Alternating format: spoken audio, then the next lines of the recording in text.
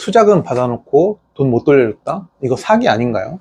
실제로 오늘 소개해드릴 사건도 피해자가 4,200만 원 넘게 투자했는데 결과는 무죄였습니다. 많은 분들이 헷갈려하는 포인트가 있어요. 돈 못 갚으면 다 사기냐? 오늘은 실제 사례를 통해서 정확하게 정리해드리도록 하겠습니다. 사건을 간단하게 설명드리면요. 가해자가 피해자에게 이렇게 말합니다.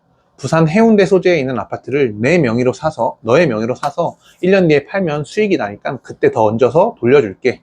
피해자는 이 말을 믿고 4,259만 원을 투자합니다. 근데 결과는 어떻게 됐을까요? 막상 1년 뒤에 가해자가 돈을 돌려주지 않은 거죠. 그래서 피해자는 바로 생각합니다. 이건 사기다. 실제로 경찰과 검찰에서도 그렇게 보고 사기죄로 판단해서 기소를 했고 사기죄에 대한 재판이 시작됩니다. 자, 여기까지 보면 어떨 것 같은가요? 유죄 나올 것 같죠? 이 사건에서 쟁점이 됐던 건 처음부터 속일 생각이 있었느냐예요. 즉 처음부터 사기를 치려고 했느냐. 사기죄는 사실 단순하게 보면 속이고 돈을 받았고 당초부터 그 돈을 편취할 의도가 있었어야 됩니다.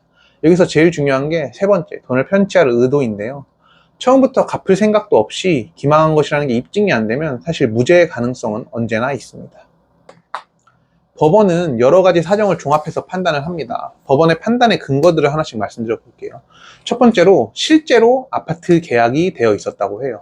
가해자가 투자금을 받기 전에 실제로 피해자에게 말했던 그 해당 아파트의 분양 계약을 체결해둔 상태였습니다.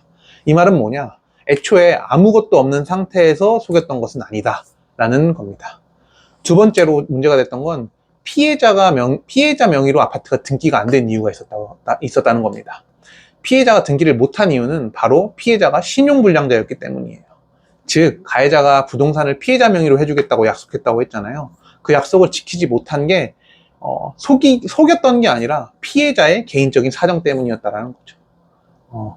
세 번째로 실제로 가해자가 자금난에 빠진 것이 확인되었다고 합니다. 가해자는 투자금을 수령한 이후에 여러 개의 주택을 취득하면서 실제로 자금난에 빠집니다. 이건 중요한 포인트인데요. 이게 계획적으로 가해자가 어떤 돈을 빼먹은 게 아니라 실제로 자금난이 생기면서 현금의 흐름이 꼬여버렸다. 이렇게 볼 여지가 생긴 겁니다. 네 번째로는 변제를 약속한 내용이 있었다는 겁니다.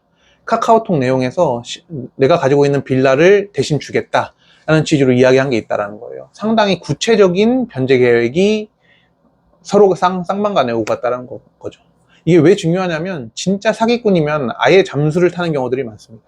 근데 이 사건은 어떻게든 가해자가 채무불이행에 대한 해결을 하려고 한 흔적이 남아 있었던 겁니다.